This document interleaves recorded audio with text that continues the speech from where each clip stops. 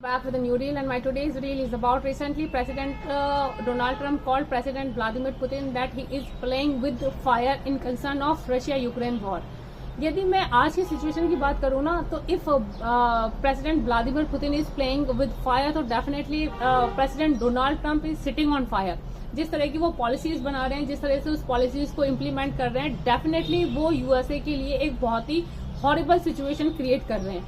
यदि मैं बात करती हूँ उनकी रियल सिचुएशन की, तो आप देख लीजिए कि यूएस में ही उनके अगेंस्ट में लोग बाग बोलना शुरू कर दिए हैं. लोग बागों को उनकी पॉलिसी पसंद नहीं आ रही है. उन्होंने जिस तरह से स्टार्टिंग में इलीगल इमिग्रेंट्स को हटाना स्टार्ट करा था, उसके बाद उन्होंने टैरिफ इम्पोज करना शुरू कर दिया. इसके बाद उन्होंने इंटरनेशनल इश्यूज में अपने आप को इन्वॉल्व करना शुरू कर दिया, और जिस लेवल पे इन्वॉल्व करा वो काफी नेगेटिव रहा है. यदि बात करें, रिसेंटली उन्होंने एप्पल को इंडिया में मैन्युफैक्चरिंग करने के लिए रोकना स्टार्ट कर दिया. इसके बाद यदि मैं बात करूं तो उन्होंने फॉरेन स्टूडेंट्स को यूएसए यूनिवर्सिटीज में पढ़ने से मना कर दिया. तो जिस तरह से वो पॉलिसीज बनाते जा रहे हैं, जिस तरह से इम्प्लीमेंट कर रहे हैं, आप देख लीजिए कि वो यूएसए के लिए ही सिचुएशन खराब करते जा रहे हैं. यदि मैं बात करूं उनकी रिसेंट पॉलिसीज की, जिस तरह से उन्होंने टैरिफ लगाया है, तो आप देख ही रहे हैं कि किस तरह से इंटरनेशनल ट्रेड की सिचुएशन हो रही है, किस तरह से इकोनॉमीज डैमेज हो रही हैं. ये समझना बहुत ही इंपॉर्टेंट है. यदि हम बात करते हैं उनका अननेसेसरी इन्वॉल्वमेंट होना, तो रशिया यूक्रेन वॉर में वो जिस तरह से इन्वॉल्व हुए, उनके पीछे उनका प्रॉपर टारगेट था यूक्रेन में जो भी मिनरल्स वगैरह हैं, वहां पर क्रिटिकल मिनरल्स वगैरह जो अवेलेबल हैं, उनको वो किस तरह से अपने फेवर में कर सकते थे. तो समहाउ वो हर जगह अपना प्रॉफिट देख रहे हैं, उसी की बेसिस पे काम कर रहे हैं. फिर उन्होंने इंडिया और पाकिस्तान के बीच में सीज फायर में अपना क्रेडिट लेना चाहा कि उन्होंने सीज फायर करवा दिया. जब इंडिया ने चीजों को क्लियर करा, तो डेफिनेटली वो इंडिया के अगेंस्ट में हो गए, और जिस तरह से इंडिया के साथ उनका बिहेवियर होने लग गया वो हम सभी देख रहे हैं. मतलब उनका बिहेवियर ऐसा था कि जब शादी में फूफा आते हैं ना, वो गुस्सा हो जाते हैं यदि उनको प्रॉपर वेटेज नहीं दिया जाए, और वो उल्टी सीधी हरकतें करके आपको ही परेशान करने लग जाते हैं. तो सेम रिएक्शन उनका ही था, वो इसी तरह से बिहेव कर रहे हैं. इसके बाद उन्होंने एप्पल को मना कर दिया कि वो इंडिया में अपनी मैन्युफैक्चरिंग यूनिट नहीं लगाएगी. वो किस तरह से बिजनेस को कंट्रोल कर रहे हैं अपने कंट्री में, ये भी समझना इंपॉर्टेंट है, क्योंकि बिजनेस को यदि पॉलिटिशियन इस लेवल पर कंट्रोल करने लग जाएंगे तो डेफिनेटली चीजें काफी नेगेटिव हो सकती हैं.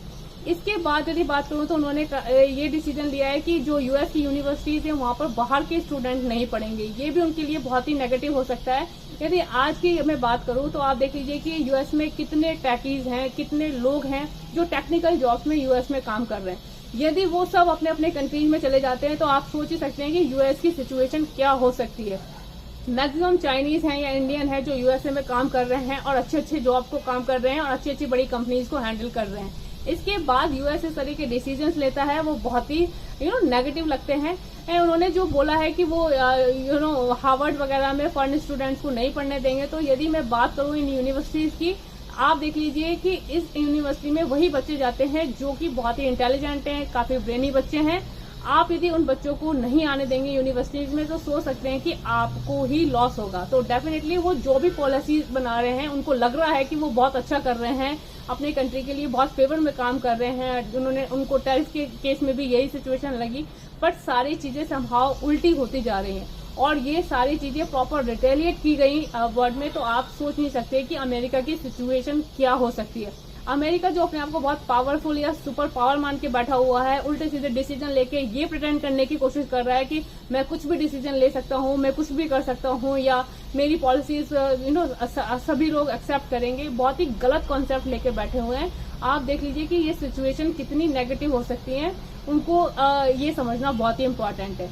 यदि आज के टाइम में बात करें तो डेफिनेटली लेबर इंटेंसिव कंट्री है, इंडिया है या चाइना है, जहां पर लेबर फोर्स अच्छी है. और आप देख लीजिए कि कितने लोग हैं जो यहाँ से काम करने बाहर जाते हैं. यदि इन कंट्रीज को टारगेट किया जाएगा, इनको उस लेवल पे चीजें करी जाएंगी जो कि नहीं करनी चाहिए, तो वर्ल्ड में सिचुएशन बिल्कुल अपोजिट हो सकती है, और चीजें बहुत डिफरेंट लेवल पे हो सकती हैं. यदि मैं बात करती हूँ चाइना और इंडिया की, स्पेशली जिसको कि अमेरिका एट द मोमेंट बहुत ही हाई लेवल पे टारगेट कर रहा है, तो आप देख लीजिए कि ये दोनों ही एशिया की सुपर पावर है. एक तरह से ये एशिया को टारगेट करने के समान है, और यदि एशिया को वो टारगेट कर रहे हैं और अपने वेस्टर्न पावर को वो ये सोचते हैं कि वेस्टर्न पावर बढ़ेगी, सब लोग उनका सपोर्ट करेंगे, तो वो गलत फहमी में बैठे हैं. क्योंकि आजकल चाइना को ले लीजिए, इंडिया को ले लीजिए, या फिर रशिया, ये सारी ऐसी सुपर पावर हैं जो कि उभरती हुई पावर है, या जापान है टेक्नोलॉजी वाइज, ऐसे कंट्रीज है, कोरिया है जो बहुत अच्छा कर रहा है. तो यदि इनको इस तरह से टारगेट बना के अमेरिका अपना फेवर करना चाहता है तो डेफिनेटली बहुत ही गलत फहमी में, यदि इनका स्क्वाड बन गया, चीजें उलट हो गई, तो अमेरिका का जो सुप्रीमेसी है या वो अपने आप को जो अथॉरिटी समझ के बैठा हुआ है ना, वो बिल्कुल सिचुएशन खत्म हो जाएगी। और ये बहुत ही ट्रांसफॉर्मिंग सिचुएशन होगी वर्ल्ड में कि अमेरिका की जो सुप्रीमेसी है वो किस तरह से खत्म हुई है। आपने पहले देखा है कि पहले 2 वर्ल्ड पावर थी, यूएसएसआर और यूएसए। पहले यूएसएसआर खत्म हो गई, अब यूएसए खत्म होने का चांस है। तो things are going in that way. यदि डिप्लोमेटिकली चीजें बहुत सही लेवल पर हो गई तो आप सोच सकते हैं कि चीजें बहुत डिफरेंट होगी। इंडिया और एशिया एक डिफरेंट तरह से उभर कर सामने आएगा, क्योंकि इंडिया और चाइना डेफिनेटली बहुत अच्छा कर रहे हैं एशिया में।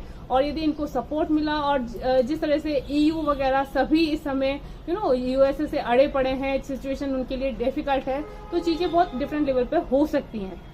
तो let's see how things will go, because it will be definitely interesting कि जिस तरह से यूएसए एक सुपर पावर बन के जिस तरह से कंट्रोल करने की कोशिश कर रहा है, ये चीजें चेंज होनी चाहिए और it is very much needed at this moment, क्योंकि आज एक सुपर पावर नहीं है, आज हर कंट्री एक सुपर पावर की तरह आगे बढ़ रहा है। तो ये चीजें समझना बहुत ही इंपॉर्टेंट है। So what do you guys think about it? Suggest me your thought. Bye bye, have a nice time.